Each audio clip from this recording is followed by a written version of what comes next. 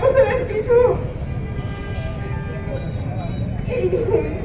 শেখ হাসিনা এবং আওয়ামী লীগ সরকারকে পতনের জন্য চেষ্টা করেছে। তার বাবাকে বলেছে বাবা স্বাধীন চাই, দেশ স্বাধীন চাই। আপনারা হয়তো মিডিয়ায় দেখেছেন, তার আইডিতে দেখেছেন।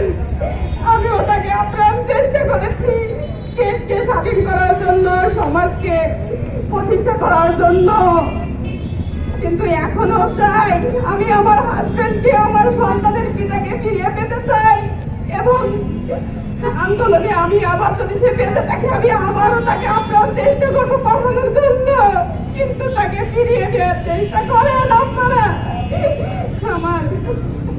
আমার মুখে কোনো বলার ভাষা নেই, আমি কোনো ভাষা খুঁজে পাচ্ছি না।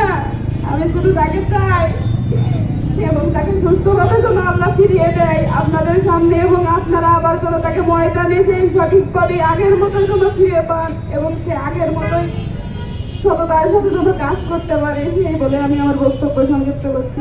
আল্লাহ হাফেজ।